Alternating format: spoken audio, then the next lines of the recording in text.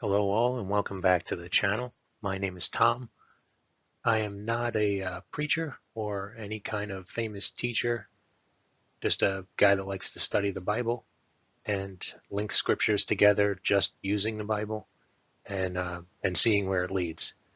Today's episode I'm titling As It Was in the Days of, and we will look at some verses that Jesus had spoke and and see what this actually means.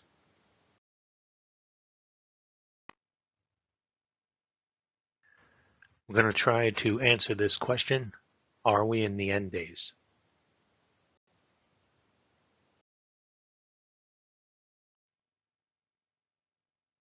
2 Timothy 2:15. Study to show thyself approved unto God, a workman that needeth not to be ashamed, rightly dividing the word of truth.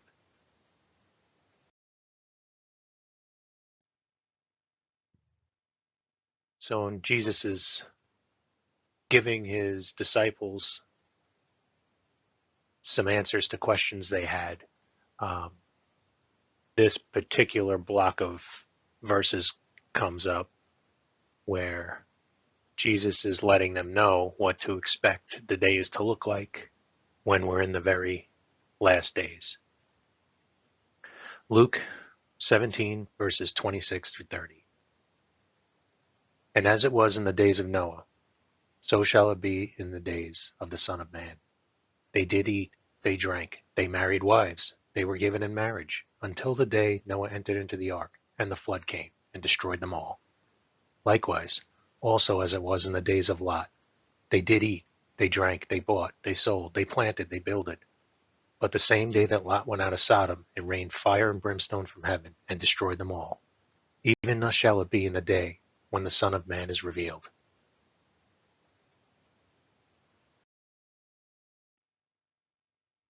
If you're familiar with any of my other content, you know that I like to use charts that I make. This is another one that I had done when I was doing a study on this, and it goes over those verses that Jesus spoke and breaks it down into sections. We're going to cover each of the sections and see what we can get out of it. I basically broke it into three major areas, which are the days of Noah, the days of Lot, and then the end times. Events surrounding that and verses surrounding that. And then we have four categories per each one of those, which is what was the problem, and then the warning that was given, and the consequence, and then who was saved. So let's see, let's get into this and see what we got. The days of Noah. Luke 17:26 says, and as it was in the days of Noah, so shall it be in the days of the Son of Man.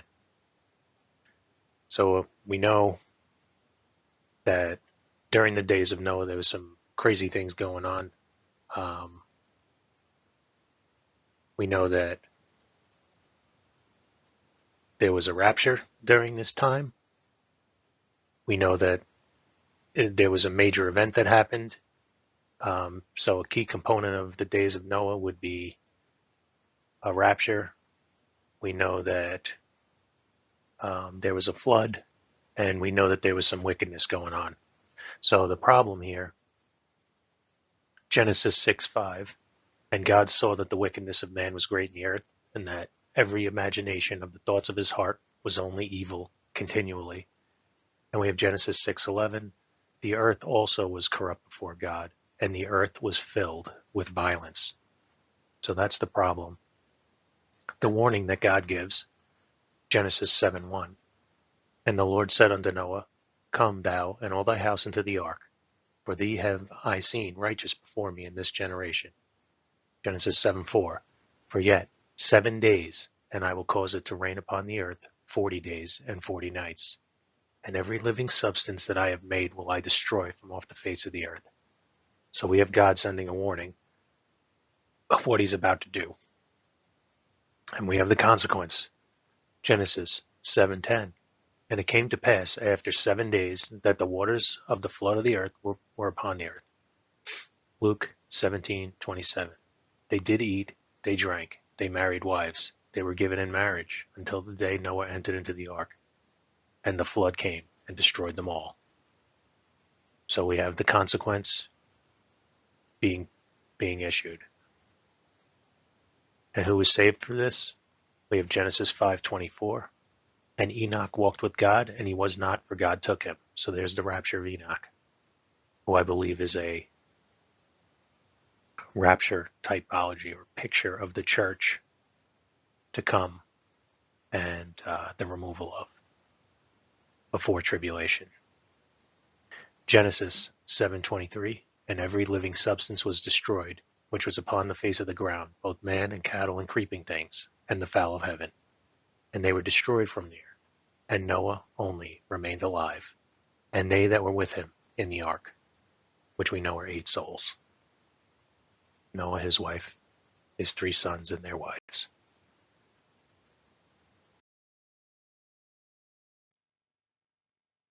The days of Lot. Luke 17:28 says, likewise also as it was in the days of Lot, they did eat, they drank, they bought, they sold, they planted, and they builded. And we know from the Bible what happened there. Sodom and Gomorrah were destroyed by fire and brimstone. We have, during that time frame, we have the rapture of Elijah towards the end,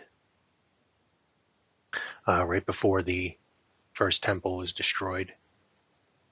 And again, we have the problem, Genesis 18:20. And the Lord said, because the cry of Sodom and Gomorrah is great, and because their sin is very grievous. Verses 19, Genesis 19:5. And they called unto Lot and said unto him, where are the men which came in these night? Bring them out to us, so that we may know them. As you may know, that's a reference to homosexuality. Then we have the warning, Genesis 19, verses 12 through 14. And the men said unto Lot, is there any besides, son-in-law, and thy sons, and thy daughters, and whatsoever thou hast in the city, bring them out of this place. For we will destroy this place, because of the cry of them is waxing great before the face of the Lord, and the Lord has sent us to destroy it. And Lot went out, and spake unto his sons-in-law, which married his daughters, and said, up, get you out of this place. The Lord will destroy this city. But he seemed as one that mocked unto his sons-in-law. So they didn't believe him. So we have the consequence being issued. Genesis 19:24.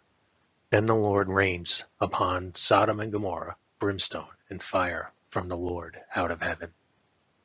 And then we have those that were saved. Luke 17:29. But the same day that Lot went out of Sodom, so Lot leaves, and his daughters with him, and his wife, it rained fire and brimstone from heaven and destroyed them all.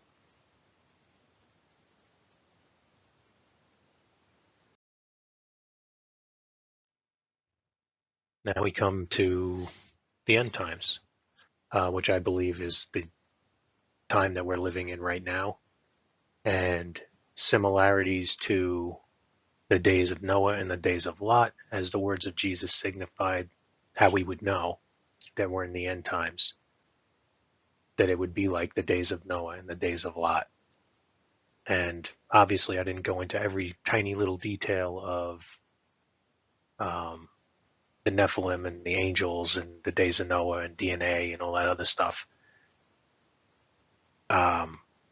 The wickedness of Sodom and Gomorrah beyond just the base principle of homosexuality.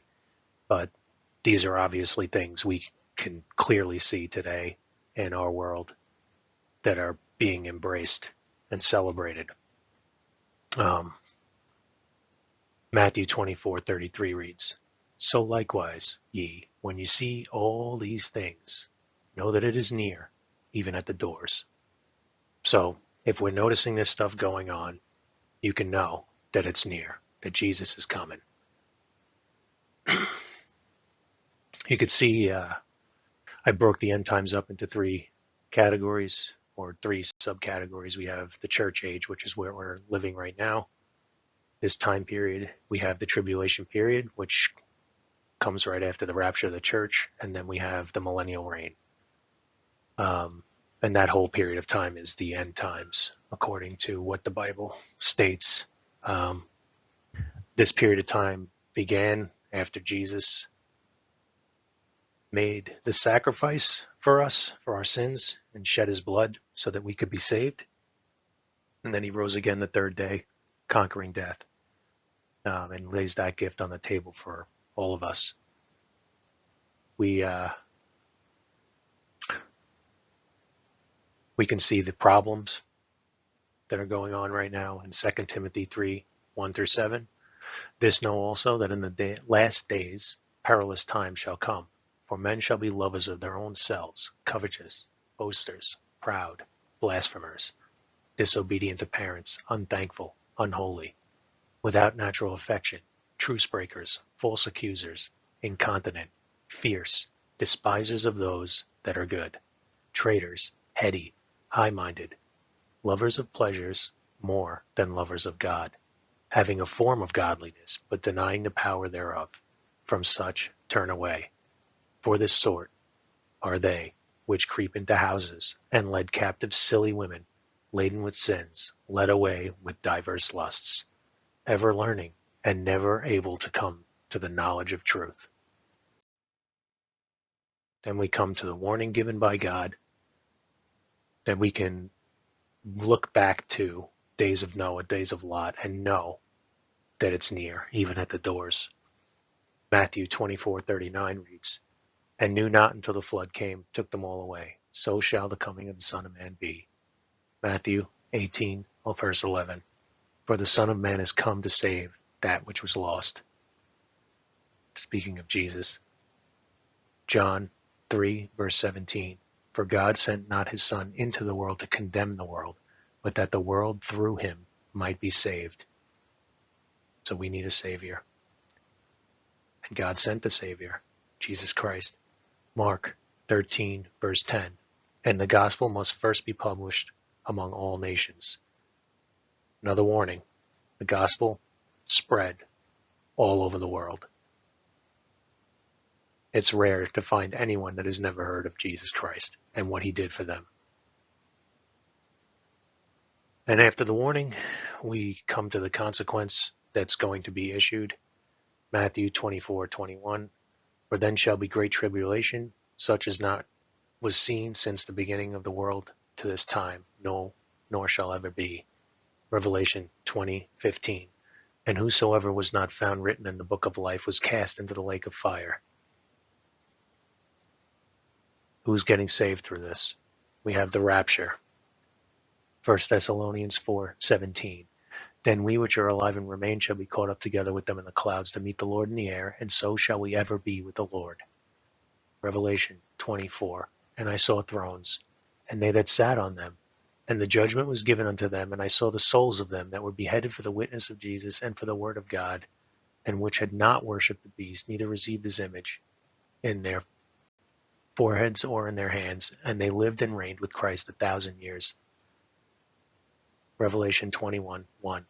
And I saw a new heaven and a new earth, for the first heaven and the first earth were passed away, and there was no more sea.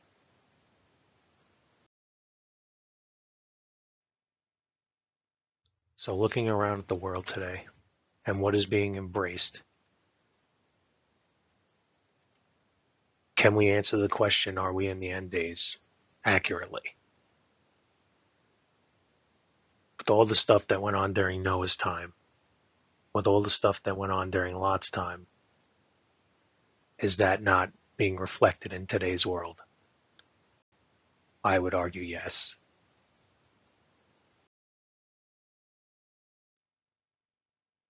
So are we in the end days? It appears so.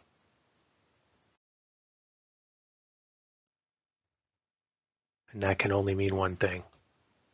Jesus is coming soon. If you're not saved, Please stick around till the end of this video to hear the gospel. All it takes is one time, belief in his shed blood, death, and resurrection on the third day for you.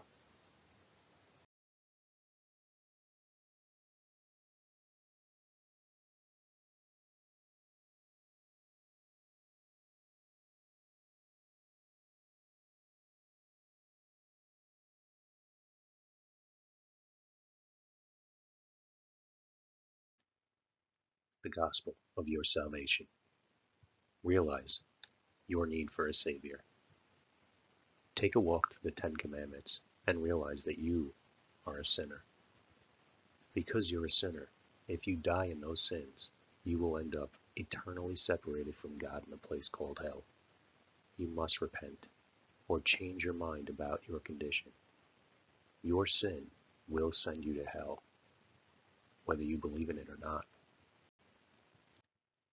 Once you've changed your mind and realize you need a Savior, you must believe in the one that God sent.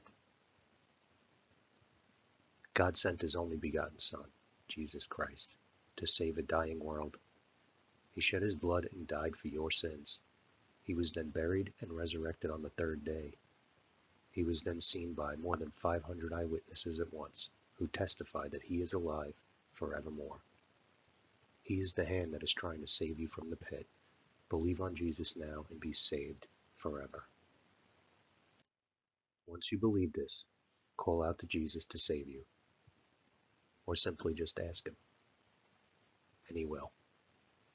All it takes is one time, and you are eternally saved. You can never lose it. God will seal you with his Holy Spirit of promise, and he will come back to get you.